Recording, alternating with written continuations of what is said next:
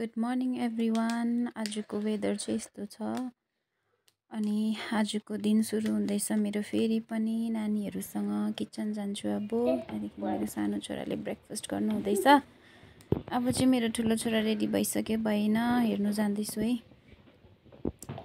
मेरो ठुलो छोरा चाहिँ रेडी भइसक्यो निस्किँदैछ। अब उसको सु पलिस गर्नु छ है, त्यो गरिसकेर त्यहाँदेखि चाहिँ बट्टाबट उसको ब्याग हतार भयो कि मलाई चाहिँ। अनि भाउजूले फोन गरेर उसको ब्याग टिपेर अब जानु लागेको।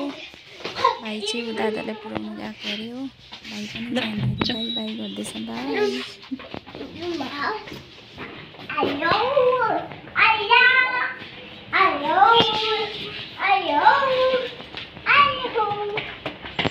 दादा पुऱ्याउनु जाने मान्छे हेर्नुहोस् है, यहाँ अगाडि दादा पुऱ्याउनु गएको अरे।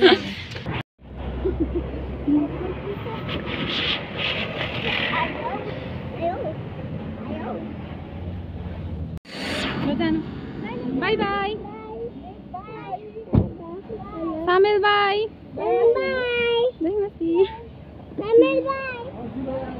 By by by by by. नानीहरूलाई बाई गरिसकेर अब म चाहिँ घर झरेको हो। लु घर झर्नु बित्तिकै सुरु भयो अब मेरो किचनमा अलिकति यसो सब्जीहरू बनाएर चाहिँ त्यहाँदेखि चाहिँ एकछिन म तल जाने काम छ हो भाउजूसँग। अन्त चाहिँ म झर्दैछु। अब चाहिँ ओह्रालो गएको एकछिन तलनिर काम छ हो।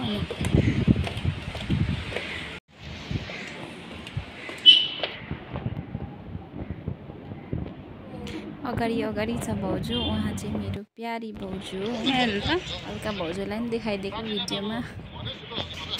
हामी चाहिँ एकछिन यहाँ तल दिदीकोमा गएको। उहाँले चाहिँ यसो बेडसिटहरू यस्तो घरको कतिवटा सामानहरू सेल गर्नुहुन्छ नि त कि। अन्त चाहिँ उहाँकोमा त्यही दिदीको घर यता। तपाईँहरू पनि यसो आउन सक्नुहुन्छ होइन किन्नु। यहाँ भाउजू र म भएर चाहिँ फुट म्याट हेर्दैछौँ आज चाहिँ हो।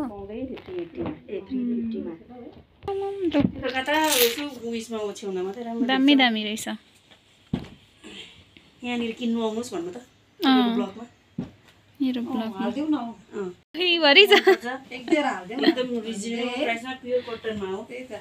दाम चाहिँ 400 रुपियाँ कि कति हो? 380 हो।